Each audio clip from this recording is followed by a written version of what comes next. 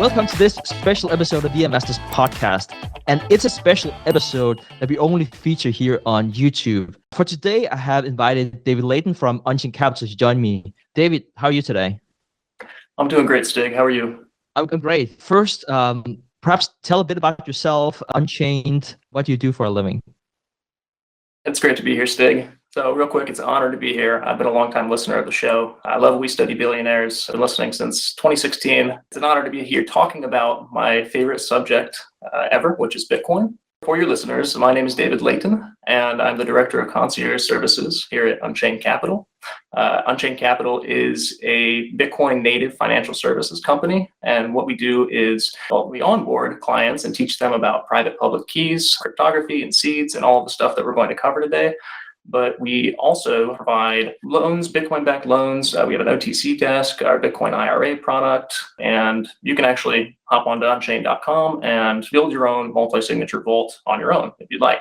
So what I do the day-to-day is onboarding people along with my concierge onboarding team, just the best and most technical team in the Bitcoin industry. And pretty much the coolest job and the coolest company to work for, I think, in the entire space. So I'm absolutely excited to be here and to talk about multi-sig and removing single points of failure. So let's hop into it. I just want to say that the reason why we are having this interview on YouTube and not on the regular podcast format, because we've talked back and forth about Unchained Capital, and we thought about it would be a good thing to show to the audience, but it's really difficult to show slides on a podcast. It's simple as that. So we decided to use a YouTube format solely instead. We're sitting here because I was onboarded last week with Unchained Capital, and it was a great experience. I had a bunch of questions, and I think that David has been very patient with me. I think it's been probably 2 hours, where it should take like an hour to be onboarded. He was very patient, and I still had a bunch of questions after we're done, just about generally how it all worked. What I'm mentioning that is, I thought to myself, why not just record together with David, and I can ask my questions, and David can not just talk to me, but everyone in the audience. So with all of that said, I wanted to ask David a few questions here. And as you guys know out there, I've been owning Bitcoin for many years now, but I've never taken control of my own keys before. I only did that recently. And so one of the first questions I want to ask David about is really, there's this saying, not your keys, not your coins, which took me some time to understand what that really meant. And so perhaps people out there, they know about Bitcoin, perhaps they even own Bitcoin, but whenever we talk about keys, it might become a bit too technical. So perhaps, David, we can already start there. What does it mean whenever we talk about not your keys, not your coins? Let's jump into it with the not your keys, not your Bitcoin. Simply put, what that means is if you don't hold the private keys to your Bitcoin, you don't actually own any Bitcoin. Now, you may have a claim to that Bitcoin, but if you keep your Bitcoin with an exchange or a third-party custodian, that's not actually Bitcoin. That's more of an IOU. So we might want to back up real quick and just kind of explain what a private key is. And the best way of answering that question, I think, is by answering the question, where does Bitcoin live? So you and I discussed this. We were talking about, different ways to think about where Bitcoin lives. Does it live on a device? Does it live on a computer or mobile phone? So those are all major misconceptions. Bitcoin lives in an address on the blockchain. So every Bitcoin that exists today, that will ever exist, all 21 million, are in an address on the blockchain. And addresses are derived from public keys. Public keys are derived from private keys. So you can think of public keys as information that you would need to send Bitcoin to an address, and private keys would be information needed to unlock the Bitcoin from that address. So public key like a lock, private key like a key to release the Bitcoin from an address. David, I think that was a great response, and I also think it's important, perhaps for our viewers out there who have interacted with exchanges, typically for stocks, and perhaps they bought Bitcoin, perhaps not. And whenever you talk about keys, it's a bit like, what do you mean by keys? I log into my brokerage account on Coinbase or whatever, and so whenever you talk about keys, are you talking about like my password? What are you talking about? And actually, I wanted to show this here up to the screen. So this is a hardware wallet. And David, I'm sure you can describe this better than me, because we were sitting with these and looking at it like, oh, so this is a key or is this a wallet? Like, what's the difference? Just to make it as tangible as you can for something that is ironically not tangible.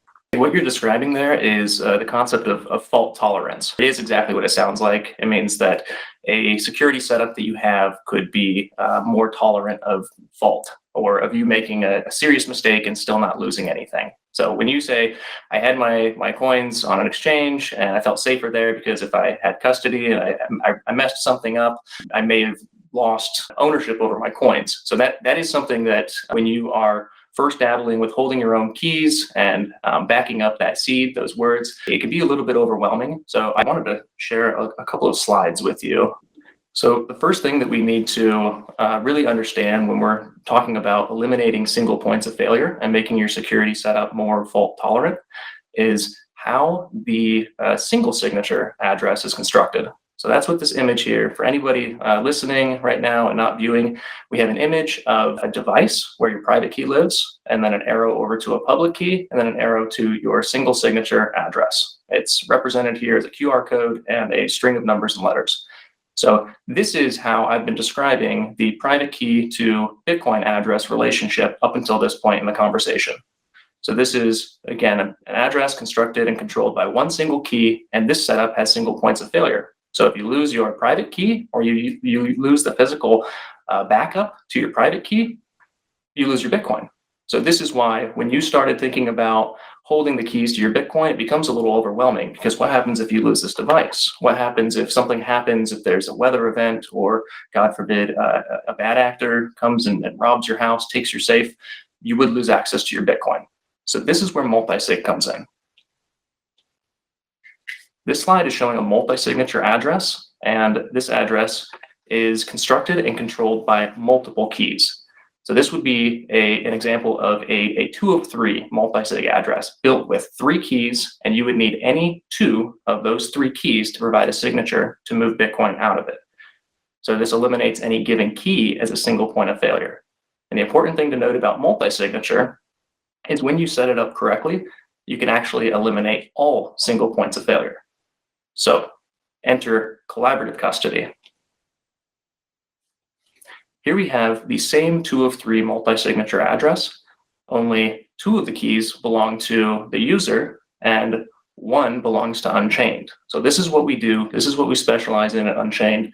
All of our services are designed around our clients holding their own keys. So with our multi-signature vault product, there are 2 of 3 vaults. The client has 2 keys, Unchained has 1 key. And what this does is it eliminates multiple keys, multiple seeds, the individual, and Unchained from being a single point of failure.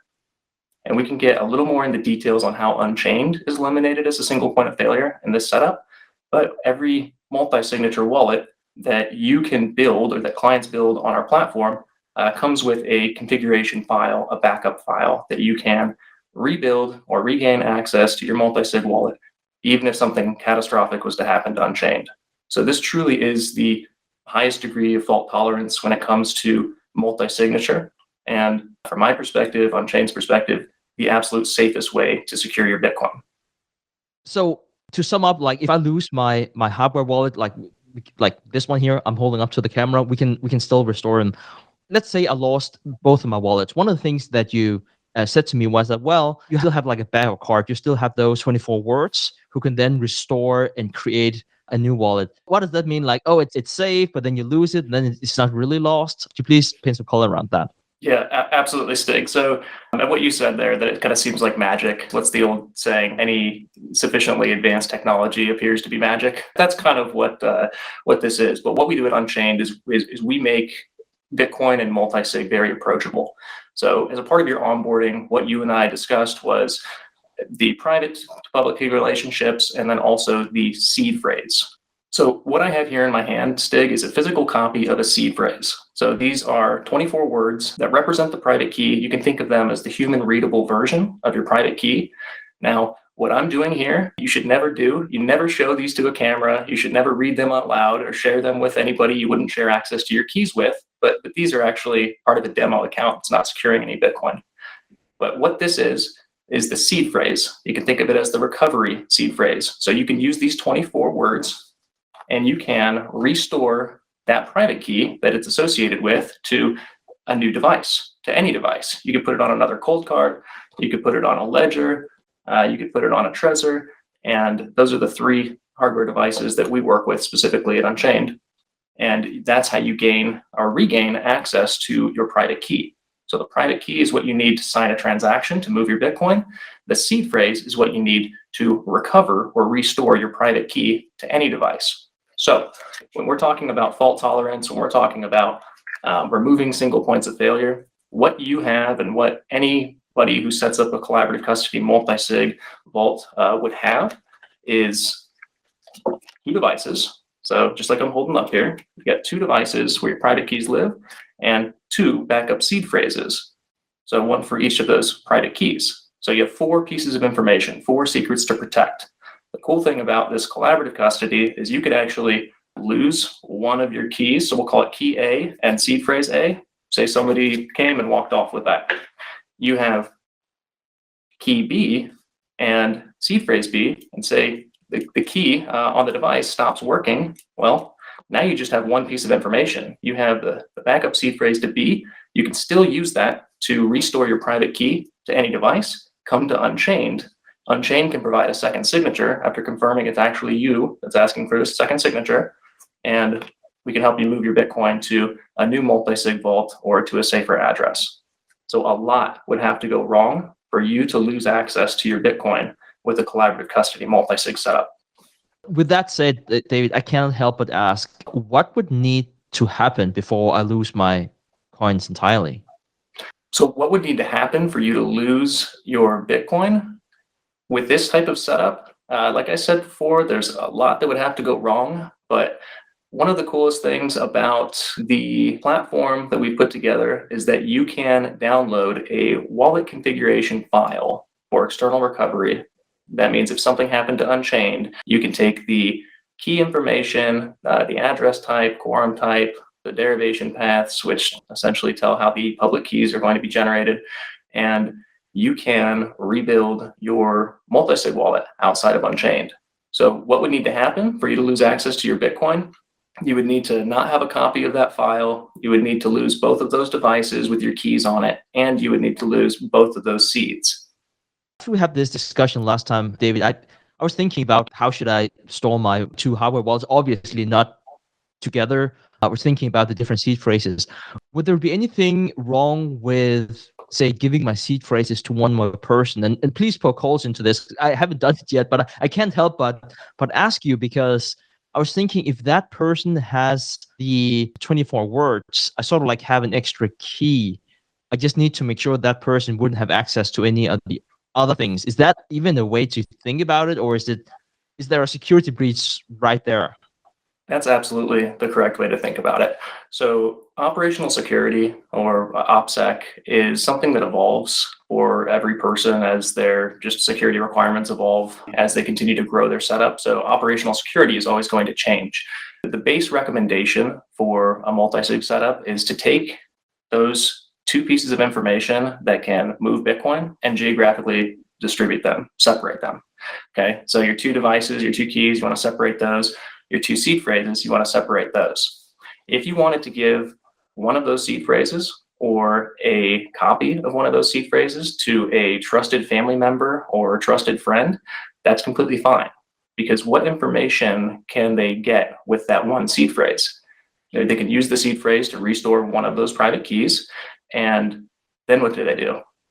So if trusted family member became an untrusted family member and they wanted to try and get your Bitcoin, they would take those 24 words, restore your private key onto a device, and then they would have to know you're an Unchained client, know your login and your password. They'd have to have your physical mobile device because you have your 2FA set up.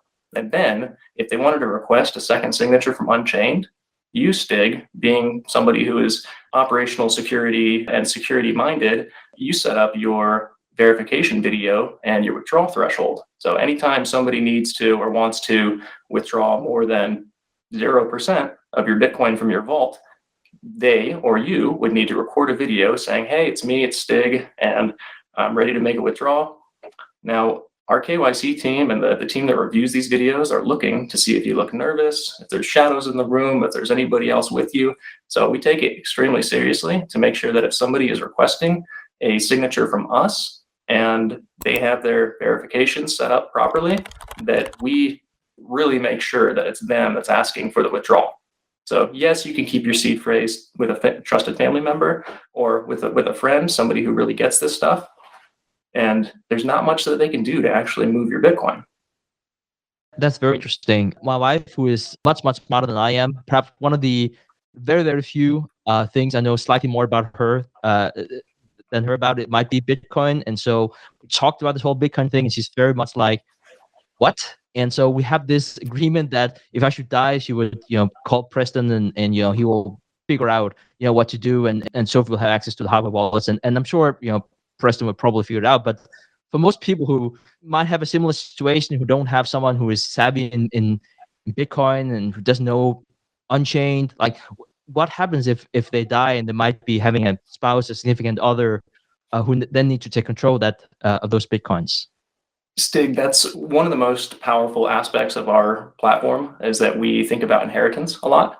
So if something was to happen to you, your wife can come to us, and so long as she knows where one of those seed phrases, or one of those devices with your keys are and how to unlock it, we hold her hand and walk her through the process of recovering your Bitcoin. So all she needs is access to one of those keys, and we walk her through the process. Now, she needs proper documentation showing that something had happened to you, but this is something that we also take very seriously and think about quite a bit. So your Bitcoin is completely safe. A loved one, family member would only need access to one of those keys, because we are not a custodian, right? So that's part of the best part of this, is you still need to practice a high level of personal responsibility and keep track of your keys and your seeds, at least one key and seed.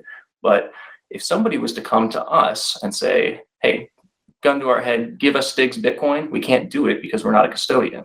So all we can ever do in these 2 of 3 quorums is provide a second signature to help you recover Bitcoin or move Bitcoin, but we cannot ever take your Bitcoin and do what we want with it. So that means that we're not trading it, rehypothecating it, doing anything, putting it in a risky situation. When you secure your Bitcoin with Unchained, what you're actually doing is securing Bitcoin yourself and allowing Unchained to potentially provide a signature in the future if you need help.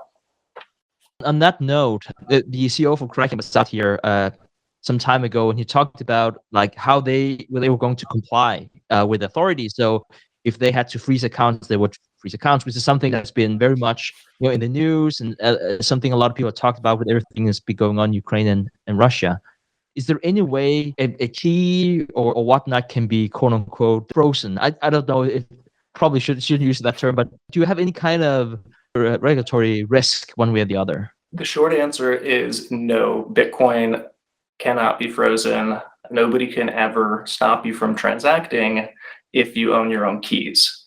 The longer answer is the only information that Unchained has that we would absolutely fight to keep to ourselves, but if regulators came to us and said, hey, give us information, is we have client information, essentially personal information as far as basic KYC, and then amounts of Bitcoin.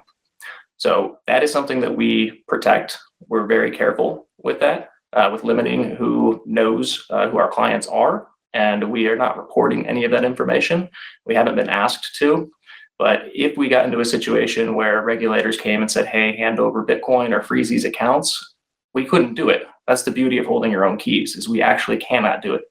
I don't know if you saw, Nunchuck made a letter, wrote a letter to the Canadian government when they were asked to freeze accounts during the convoys, the protests, and their response was something like, we can't. We are essentially a coordinator. We're not able to freeze accounts or get any of that information on clients, and we encourage you to learn about how private keys and multi-sig works. When the Canadian dollar's worthless, we'll be here for you too. So I thought that was a kind of a funny response. Amazing though, seeing that the world is really waking up to the importance of holding bearer assets, Bitcoin being and it sounds funny to some people because it's a fully digital asset, but because of how the cryptography works and how these keys work, it is a digital bearer asset. So you can physically hold, or take it one step further. Remember those words I was talking about? You can have unilateral control over your entire net worth and take it anywhere in the world just by memorizing those 24 words. That's incredibly powerful. With that being said, and again, thank you for your patience with me, because it took a long time for me to be set up with these two wallets, and for me to start transferring some of my coins. And then I woke up the next day and I was thinking to myself, what are the next steps? I have three different companies, and I also have a Bitcoin personally. And I thought to myself, does that mean that eventually I would need to have, well, 3 plus 1, that's 4 times 2 wallets? Do I need to have like 8 different systems? And I'm sure there was some way of fixing that, but I just couldn't help but wonder, because from a purely tax thing, I have to keep things separated. And I know this is very specific for me, but I'm sure people can like resonate with it. Like I have a business in the States, I have two businesses in Denmark. Perhaps that's not the case for everyone, but perhaps some people have something for the company, but then also their personal Bitcoins. And do they need to set up different private keys for them separately, or can you set up different vaults in the same account? And perhaps some people are sitting out there saying, what's a vault, and what's that in the first place? What does it mean to have a vault? So can we just start with that, David? Of course. So first, absolutely, you can have as many businesses, personal accounts, personal vaults, and I'll explain what that is in a moment. The cool thing is you can have as many as you want with Unchained. Think of like a bank or a brokerage account. You log in with your email address and your password. You verify, you do your two-factor authenticator, and boom, you're in your portal. From there, you toggle between personal, checking, savings, all of that, right? Unchained works the same way. So you can log in and toggle between different accounts. So you can have 3 business accounts that you can toggle between. You can have 2 personal accounts, and you can also have your retirement account. And within that account, you would have a unique multi-signature wallet, or what we refer to as a vault. So when Stig just mentioned that he built a vault, that's our terminology for a collaborative custody multi-sig wallet. So yes, you can have as many of these accounts and as many vaults associated with each account as you would like. And no, you do not need to have different private keys for all of them. So part of how Bitcoin works, part of how multi-sig works, is you can use the same 2 private keys and change what I briefly referred to earlier as the derivation path. You can think of it as a file folder or just a pathway that kicks out a public key. You can change some information to have brand new, unique, and cryptographically and legally separated private keys and associated vaults in different accounts, all connected to the same private keys. So you just need to keep track of those 2 devices and those 2 backup seed phrases, and you can generate new multi-signature addresses for your business, for all 3 businesses, for your personal Bitcoin, for a retirement with our IRA product, where you can hold your keys to your retirement. And then also we have our loans as well. So all of these you hold the keys to, and you don't ever need new devices or new private keys in order to generate an almost unlimited amount of different accounts that, again, are legally separated and cryptographically separated. That's a great way of explaining that, David. I kind of feel like I'm shooting from all different angles here. Do you have anything where you're thinking to yourself, people really need to understand this about what we do, or about how Bitcoin works and how self-custody works? Is there anything you feel the audience should know? Yeah, Stig. So I said it before, but I can't stress it enough. What we do at Unchained is we make multi-sig and holding your own keys approachable, and something that anybody can do. So I confidently believe this, that anybody can hold private keys. Anybody can hold the keys to their Bitcoin. It's not that difficult. And it automatically 10x's your security anytime that you move a Bitcoin off of an exchange into an address that you built yourself. So that's an important takeaway from this that I'd like for all of your viewers or your listeners just to be aware of. And they can absolutely reach out to me. So I'm David at Unchained.com. It truly is the most rewarding thing I can do, is teach people how to take this asset that is what we look at as multi-generational wealth and actually hold it. So one thing that I would say that's incredibly important to before we sign off is just take a look around at current events. So we have Russia getting kicked off of SWIFT. We already talked about it, the situation up in Canada where their bank accounts getting frozen, GoFundMe getting frozen and funds reversed. You see hacks. There was a IRA financial, Bitcoin custodian that was hacked in February for something like $40 million worth of Bitcoin. So they're a custodian. We're not, right? So that's something that if you trust a third party with your Bitcoin or anything, you're putting it at risk for them to have the unilateral control over it and not you. So anybody can hold the keys to their Bitcoin. You must hold the keys to your Bitcoin. You should not be trusting third parties or custodians. And if you do trust a third party, maybe they are absolutely acting in good faith and doing everything they can to keep track of your Bitcoin. But that's where potential bad actors and hackers could come in and remove your Bitcoin from the exchange. So when I say trust, it's not like, oh, you shouldn't trust people. It's just that why put yourself in a position where you are risking an asset that is so beautifully designed for you to hold yourself? I think you bring up a good point whenever you talk about hacking, is that one of the things that is a common misperception. And whenever I was introduced to Bitcoin, it was probably back in 2014, 15 or something, and my co-host Preston, we were having a discussion about Bitcoin, and it just seemed like the weirdest thing ever, which is probably how most people perceive it the first time they hear about it. And I just remember one thing that lingered with me was, it's probably going to get hacked. And then you hear, like in the news, that an exchange got hacked. And then at the same time, you hear Bitcoin saying Bitcoin hasn't been hacked. And it's just very confusing. I was trying to jump into you before, but I still apparently have one more question. Could you talk to us about, like, what does it mean to be hacked, and why is this safe? So that's another incredible question, and something that we think about all the time. So any third party, I believe it was Nick Szabo, and if I'm wrong, someone will correct me, but Nick Szabo that said trusted third parties are security holes. So that was being talked about before Bitcoin was ever around. So if you have Bitcoin, again, with a custodian on an exchange, that is putting it in a position that anyone who can either hack that centralized system or get your password and login, they have full control over your Bitcoin. They can move it. So that's a hack. That's what you hear about. Or you hear about BitGo and Bitfinex hack from a few years ago. Those coins were just retrieved earlier this year. It was an incredible amount of Bitcoin that was retrieved because the attacker or the hacker had the seed phrase. So what we already talked about, seed phrase that can restore the private key to move Bitcoin in a notes app, like something in cloud storage that the government entity that was tracking them was able to hack into a central computer, so a single computer, and get access to a single account and see all the information needed to move Bitcoin. So we can answer it in a few different ways, but that's why you always keep physical copies of any information that can move your Bitcoin, and you keep that safe and secure.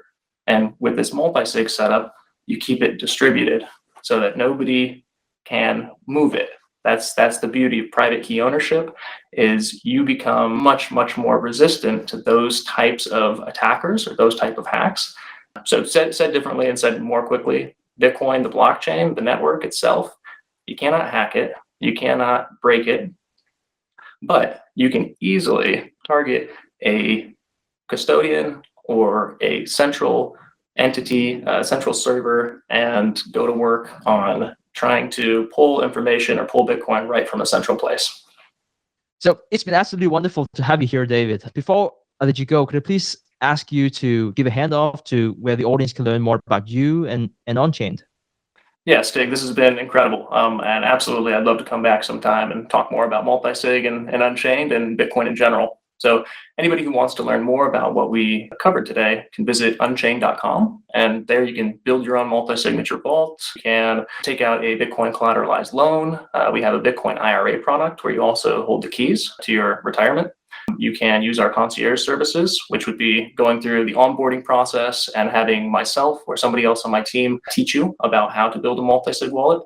And we also have a trading desk. So that's kind of everything that Unchained Capital does. So feel free, you can go to unchained.com. You can email me, david@unchained.com, or follow us on Twitter. Reach out to us on Twitter @UnchainedCap, or you can reach out to me there as well @DM Layt, so DMLAYT. I thoroughly enjoy working specifically with David, also his colleague Trey. Like, I don't understand tech at all, which is also one of the reasons why it's been so good working with David. David started out saying, yeah, it might take up to an hour to do this. After 2 hours, 2 calls, I still had questions. I still was completely onboarded. So, please don't be shy. I can highly recommend this as a satisfied client myself. The concierge service is really just what you need, at least for someone like me. To me, it's really difficult to just sit through like 3 hours of video or a bunch of screenshots. I really need a person to speak to and tell me, like, click on this button. So if you're as impatient as I am, or so bad with tech as I am, I can definitely recommend that you reach out to David. So with that said, David, thank you so much for coming on the show. And I probably will take you up on your work whenever you said you want to come back here on the YouTube channel. I thoroughly enjoyed having you and talk to you about Bitcoin. Absolutely, Stig. I'll come back anytime. That was a lot of fun. Thanks for watching. Make sure to subscribe and hit that notification bell so you don't miss out on the next podcast episode and new investing resources. What are your takeaways and thoughts on this discussion? Let us know in the comments section below.